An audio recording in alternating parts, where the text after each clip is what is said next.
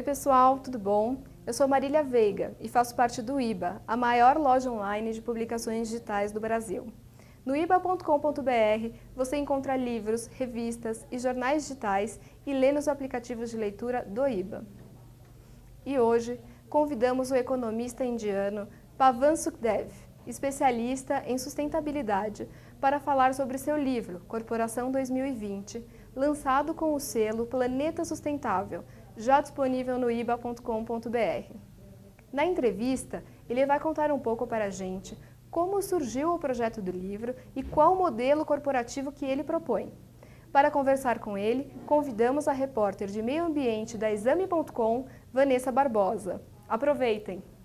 Olá, eu sou a Vanessa Barbosa, jornalista do site Exame.com, e a convite do IBA, eu estou aqui para um bate-papo com o economista indiano Pavan Sukhdev. O Pavan trabalhou durante anos no Deutsche Bank junto às Nações Unidas e se tornou um dos maiores especialistas em sustentabilidade e economia verde no mundo. Ele veio ao Brasil para o lançamento do seu livro Corporação 2020, Como Transformar as Empresas para o Mundo de Amanhã.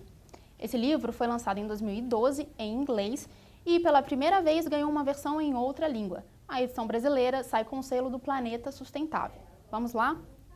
Mr. Pavan, thank you very much for being here with us. And let's start the talk. My pleasure. My first question is, how did you become what you are now? How did a physicist become an economist and then, I dare to say, a nature's banker? Yeah. What brought you here? But I guess going from physics to finance was about chasing money. And it was, my dream was astrophysics actually, and then I learned finance and got a job with a bank. In India, many young people do this. They begin with science and they go into finance or they go into engineering. So that was kind of a normal career progression in that sense. But the unusual career progression was to go from finance into not money, but rather value. And I think that's really what took me there. Understanding the difference between things that are worth money, that is where there is a price, and things that are worth value, where there is no price. And it was obvious to me after many years as a markets professional at first ANZ Grindlays and then Deutsche Bank, that there were many things that were worth money but didn't really have much value, and there were other things that were highly valuable but not priced. Nature was one of them. And that was really the beginning of my interest in environmental economics. I understand. And then from there, TEEB and green economy. Okay, now talking about the book, where did the idea to write this book and came from, and how did it become something tangible? You know, the work on the green economy left me worrying that even though the work was excellent in terms of its depth and the robustness of the model that we had used to evaluate global economies, actually we had not spent enough time looking at what makes the corporation change, because the economy is 3/4 determined by the private sector. GDP and jobs, 3/4 of those are actually private sector. So you can't actually change an economy and make a brown economy green without focusing on what would need to change in the way a corporation operates, in terms of taxes, in terms of finance, in terms of advertising, in terms of reporting and accounting. All of these things, micro issues as we call them, are also important. So that's what made me think about Corporation 2020. And about the process of making the book. I know you work with Yale students. Can you tell us a little bit about this? Yeah, sure. I was appointed as a McCluskey Fellow by Yale University, and usually a McCluskey Fellowship is to come to Yale and essentially just spend time there. I'm not very good at just spending time, so I do things, and I decided to do two things. One is to teach a graduate course on TEEB, on the economics of ecosystems, and at the same time to fulfill my dream of writing this book on the corporation. And I was delighted to have so many really bright students take an interest in this subject and help me do the research. There was a lot of research required, all the way from looking at externalities and researching those, and looking at the history of the corporation, the legal history of the corporation, looking at resources and taxation on resources, and so on. So there was actually a lot of research that was needed to be done. And the students at Yale are excellent, and they are the reason why the book is what it is. And I have dedicated the book to the students. I've basically said that this is their book, make it happen. So, Mr. Pavan, what is the founding principle of your thoughts when it comes to the whole of companies paving the way to the green economy. In the book, you say companies nowadays are in 1920s. What do you mean by that? Well, Corporation 1920 is my way of describing a company whose only purpose really is profits, and who is not measuring its externalities, its cost to society of doing business as usual, and who is not focused on being responsible in advertising, and who is not managing its finances in a way that are conservative and careful and do not take risk, which then can lead to collapse and losses. So that sort of company, which is unfortunately quite common nowadays, is Corporation 1920, and it has arisen because we, that is society, created the circumstances. We created the legal history of the corporation, freeing it from social purpose and allowing it to become a self-seeking and self-interest seeking corporation. And Mr. Pavan, externality is a expression you use all around the book. Can you explain us what does it mean, externalities? An externality is a third-party cost of doing business. So supposing I'm a car maker, I make cars, I sell cars, I make a profit, I'm happy. You buy my car, you drive it, not in Sao Paulo because it's so much traffic, but elsewhere, you're happy. So both of us are satisfied with the bilateral transaction of making a car, selling it, and using it. But in the process, what has happened is the car consumes fossil fuels, which create emissions, which therefore cause climate change, which potentially destroy coastal communities. And at the same time, cars create pollution in congested cities that can create problems with health, bronchial health, and that causes disease. So that causes problems to other third parties. The coastal village, which was affected by climate change, the people walking on the street, which were affected by emissions, are third parties. We did not think about them when I was making cars or you were buying it and using it. Those third-party effects are externalities, and they are huge. Worldwide, those externalities are almost $7.5 trillion. That's like 10% of the global economy. And that's the problem. We can't have a situation where externalities, third-party impacts of business as usual, are so big. The impacts aren't private. They are always public. They are public, exactly. They're public. They're not to you or to me. We are the parties to the private transaction. They are to everybody else. That's the problem. And in your book, you talk about the 4 planks for corporation sustainability. Can you explain them to us and tell us what defines the DNA of Corporation 2020? Sure. I mean, the 4 planks come from what needs to change. You know, I'm saying it's really urgent to make change happen, but the areas where we need to change, one is in terms of demand management. So globally, there's excessive demand, but at the corporation and the consumer level, it's driven by advertising, and typically irresponsible and unaccountable advertising. So I think we need to change that, hence accountable advertising. Globally, we have a lot of risk in the system because companies are beginning to get too big to fail, not just banks being considered too big to fail, but insurance companies like AIG being bailed out, car companies like General Motors, airlines like Swiss Air, even hedge funds like LTCM considered too big to fail. So everyone who's too big is too big to fail. And I can guarantee you that the next big crisis will be because of some huge company which is again considered too big to fail, causing problems and leading to crises. We need to manage that. Resources do not get taxed. We tax corporate profits, which is ingenuity and creativity and entrepreneurship. We tax people's salaries, which is hard work. But we don't tax the bad. So we are taxing all the goods, like hard work and creativity. We don't tax the bads. That has to change, because if you do what we are doing today, we are incentivizing resource extraction and use. We are disincentivizing hard work and creativity. And finally, we must report these externalities. How can you have such massive externalities and all you report is the tiny box of private profit in financial capital when you have impacts in human, social, and natural capital in public space? You must report the total performance of the corporation. These are the changes that I seek. These changes will deliver a new kind of corporation, Corporation 2020, which will deliver a green economy. That's the economy that we want.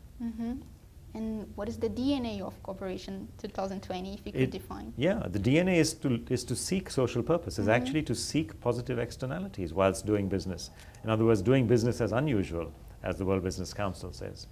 The DNA is to build community where it works, wherever it produces and sells goods and services. The DNA is to produce skills in its employees and actually create human capital. And the DNA is to conserve natural capital, not destroy it. In other words, truly a capital factory, a corporation that thinks like a capital factory, conserves natural capital for the public, creates financial capital for itself, builds human and social capital for the employees and the societies in which it operates. By doing so, it will actually be adding to the wealth of nations and of the world. By doing so, it will be creating well-being, it will be creating and reducing disparities in society, reducing environmental risks, all the things that are green economy. That's right. In the book, you say that we have to make the companies see the invisible economy of nature. Yes. My question to you is, why should companies want to see it so clearly? Why is I it think important? partly because it's in their self-interest, but also partly because they need to be brought to the table as responsible global citizens working in public interest. So self-interest matters because, firstly, many companies are dependent on nature. The provisions of nature providing nutrients and fresh water for agriculture, or the stable climate of nature providing the ability to operate, or indeed many of the natural areas providing opportunities for tourism. So these are things that companies are dependent on. Stable prices for commodities, stable prices for energy resources. Without price stability and without the flow of goods and services that companies enjoy from nature, their business model could be seriously at risk. So the dependencies matter. Secondly, the impacts of the corporation matter. Corporations do impact the provision of nature services generally. Forests are destroyed, coral reefs are lost.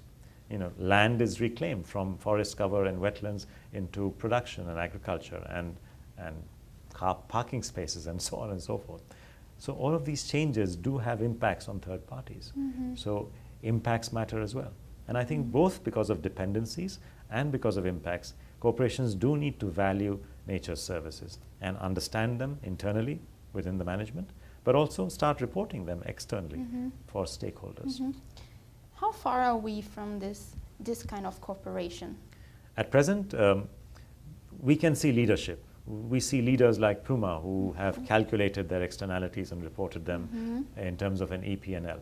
We see leaders like Infosys who have consciously built human capital like a human capital factory and are now measuring it and reporting that creation of human capital. We see leaders like Unilever being responsible about consumerism and how to move it forward. So we see a number of good examples of leadership in this space, but what we are not seeing is followership. Because even if you add up all the turnover of all these leader companies, you will still get some number less than 1% of global GDP. And even if you add up their value chains, their supply chains, you will still get less than 5% of global GDP. So the challenge is not leadership, we have good leaders. The challenge is followership. And to bridge the gap between leadership and followership, rules need to change. This is where governments have to come in. They cannot be asleep, they cannot be ignoring the issue. They have to come in and change the rules so that what the leaders do become the model and is followed by followers. That's why governments are important as well. Okay, so talking about governments, are they helping to create this fertile soil for more green companies? Let's talk about the incentives, taxes, and the subsidies. Yeah, it's pretty patchy right now. So there are governments like the government of Norway, for instance, which has introduced very high resource taxes, 78% on oil companies. So clearly they're doing what they can in that resource. They are also supporting, the government of Norway, supporting reforestation in Brazil and Indonesia. So they're doing what they can to restore natural capital. There are other governments like the European Union, which are creating good rules for responsible advertising in cosmetics, the use of children or the use of sexuality. And they are also creating good rules for controlling advertising for food. So the European Claims Directive is basically ensuring that companies who make claims about food must have scientific proof. So there are lots of countries which are doing a few good things here and there towards creating the right rules. But unfortunately, no one government is doing all the things that are needed, and yet that's what we want. When we talked previously, you mentioned that subsidies nowadays, they they try to solve yesterday's problems when they should be solving tomorrow's problems. Can you explain again this? So what is happening? Today we have many subsidies which are actually still solving yesterday's problem. We have agricultural subsidies which are trying to cheapen the cost of chemical-based pesticides and fertilizers, $275 billion of overall agricultural subsidies, largely supporting a kind of agriculture which is not sustainable. We have $550 billion of price subsidies on fossil fuels, $100 billion of production subsidies on fossil fuels, $25 billion of subsidies for ocean fisheries which are depleting ocean stock. So all of these are subsidies which were there for a good purpose at some time, but today they are causing a problem. They are causing a problem of unsustainability, which is costly for society. And at the end of the day, these subsidies are a cost to us as taxpayers. There is no magic money. The money comes to the government by the taxes it applies to you and me, and it uses them for this purpose. Why is it using your money and mine to create a brown economy when what both of us want is a green economy? That's the challenge that I'm trying to address.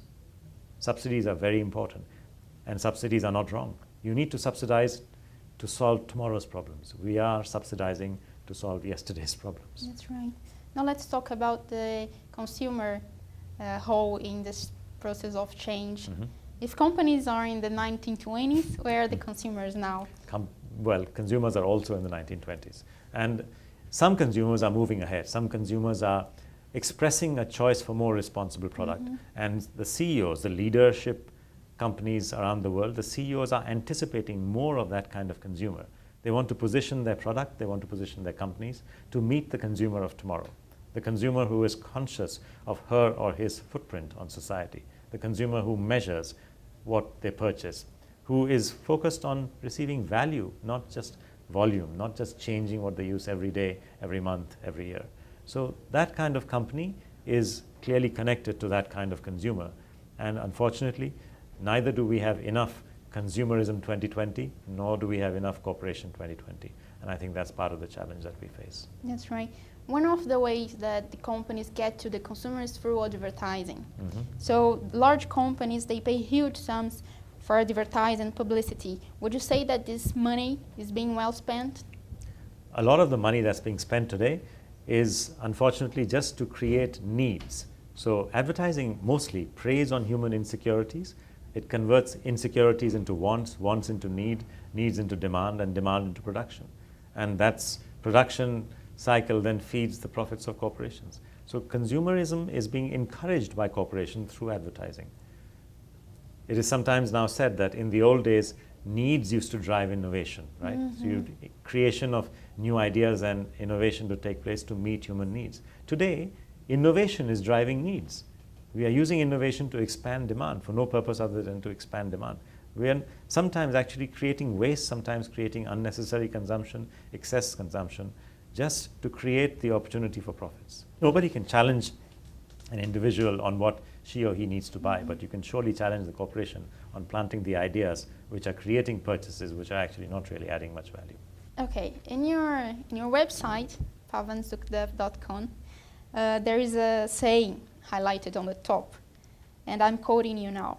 We still have a lot to learn about the nature of value and the value of nature. Can you please explain to us what do you mean by that? Yeah, this saying is actually based on something that was written by an economist when he said that some things have value in exchange, in other words, a high price, but not much value in use, like diamonds. And other things, he said, have a lot of use, value in use, like water, but not a very high price, like water is. So this economist was actually not a modern economist. This was Adam Smith, the founding father of economics. Wow. That was in the 1790s. So from all those years, for 230 years, we've known this, the difference between price and value, but we just haven't understood it yet. We don't reflect this difference in our behavior. We still treat anything that has price as valuable and anything that does not have a price as valueless. That's wrong. Value is separate from price. Value is what you receive, price is what you pay. There's a lot that nature gives for free, which is valuable. You pay nothing, zero.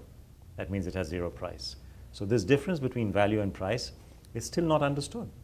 Policymakers don't get it, businesses don't get it, people don't get it. That's what I mean. Nature is amongst the biggest providers of value to the economy and to society, but we don't understand that value because it has no price. These are public goods and services. That's what I mean by saying that we haven't understood the nature of value and we haven't understood the value of nature. And why does it happen, in your opinion? Why the environment has never been treated as in an ethical way from companies in all the histories of the companies? Well, I think partly it's the culture that we have encouraged, which is a culture of selfishness, because unfortunately what has happened is that the thinking of classical economists has been twisted by neoclassical economics, and it has been twisted by the wave of economists led by Milton Friedman, in fact, who would argue that there is no need to look at anything beyond profit as the purpose of the corporation, who would argue that there is no need for the corporation to have a social purpose. Markets will fix it. Well, you know what? They can keep dreaming. The markets don't fix social problems. Any serious economist knows that, and it's about time that the truth is out. So let's focus on a holistic system where you look at markets to solve problems which markets can solve. They do really well at discovering prices for private goods and services. They do really well at distributing capital in an efficient way, again, for private goods and services. Markets are not there for public goods. For public goods and for managing public goods, you need policies, you need mechanisms, economic mechanisms. And that's what we need to introduce and think a lot more about. Not keep worshipping the god of markets, firstly creating a god out of markets, which are merely a device. Right? It's a human device, it's a human institution. There's no need to deify that device. Unfortunately, the psychology that's been encouraged for the last 100 years almost, and certainly for the last 50 years, has been a deification of markets. There is absolutely no need to behave like that. That's childish and it's irresponsible. Now I think the time has come for human beings to be mature, to recognize the role of markets, to recognize where they are useful and to understand where they are not useful. And frankly, the last few recessions have taught us lessons which we need not have learned if we had just understood what Adam Smith said 230 years ago. Another question. We use GDP as a measure of progress and the wealth of nations. And in our previously talks, you've said that we are very far away from well-being. As an economist, how do you define well-being? Well-being is subjective for a start, so we have to accept that. But it's about providing the circumstances, providing the capacities, providing the abilities for human beings to feel fulfilled. Self-respect is an element of well-being. The ability to fulfill yourself is an element of well-being. The ability to have good health, good education, engage in all of the activities that human beings can do. That's all part of well-being. To provide the circumstances for humans to achieve well-being should be the main purpose of governments. They should ensure that this well-being is provided not just to the top echelons of society, but actually to everyone. Capacities have to be created for everyone, not just for those who are rich and powerful. And I think that's really what we need to focus on. So when we think about well-being in a more mature and holistic way, then rather just defining it in terms of utility and utility in terms of the flow of goods and services that we consume, then we have a different picture of what we need. Unfortunately, most of what is taught tends to make us think in terms of well-being coming from utilities of consumption. And then you end up measuring GDP, not just as value added, but final consumption. So we are kind of, through stages, actually diluting what we want and ending up with a measure which does not actually measure what we want. We want well-being. What we are measuring is the final value of goods and services consumed in a society. One does not equate to the other. I want to talk about education. How do you think the way what we learn in our schools, what we learn when we go to universities, do you think that the importance of environment, the importance of valuing the ecosystem services, is this taught at school enough, or no, well, not yet, but it has to start, and I think it's beginning to happen. You see, well, even at universities, to be honest, there's a big divide between introducing aspects such as behavioral economics and aspects such as environmental economics into economics faculties. There is a sort of very defensive attitude that traditional economics faculties adopt, which is to shun and push away anything that's new. That's actually a strange attitude because these will be our leaders of the future. Well, these should be our leaders of the future. But if we do not change our educational systems to be willing and inclusive to accept new aspects of the discipline of economics, then I think we are being as foolish as physicists would have been to say that they don't want relativity because that's not part of Newtonian mechanics, or that they don't want nuclear physics because that's actually subatomic, that's not part of physics, or they can't possibly have astrophysics because that's an externality. I mean, that kind of nonsense has to stop, right? If economists want to be respected as academicians, they need to be open and inclusive and open to new ideas. That's something that really has to change in the faculties of all universities. I think just one last question, okay? What would be your message for the consumer? What I mean is, how can a consumer make companies change? How can consumer value nature enough to make a company change? It's about education. Today we are lucky that there's a lot of information available, right? You can calculate footprints. You can work out environmental impacts in many different ways. But the challenge is, how do you take this information across and communicate it to the average consumer? She or he shopping at the mall needs to have this information at her fingertips. See it on the price label. See it in a form that she understands. Okay, this is what it means. This is a kilogram of beef. Actually, this means 15,000 liters of water or X hectares of land that are being used to produce this beef. Now, unless this message comes through simply and elegantly that on the other hand, there's this beef, which is transported and is intensive on water. On the other hand, there's this other meat or a non-meat product, which has less use and less impacts. That message is just information which isn't becoming education. It's just sitting there, right? So we need to create education, which means informing, educating, bringing up knowledge in the mind of the consumer so that she or he can actually respond with that knowledge. And that education has to come from communication. We can teach children, but it's very difficult to just teach adults. You have to use advertising, you have to use communication. Cleverly. Cleverly, yeah. In a way that's positive, in a way that reinforces messages that we want to reinforce. And I think that's the role of public interest advertising. Thank you very much, Mr. Pavan Sukhdev. Gente, é isso. A gente fica por aqui. Obrigado pela companhia e até a próxima.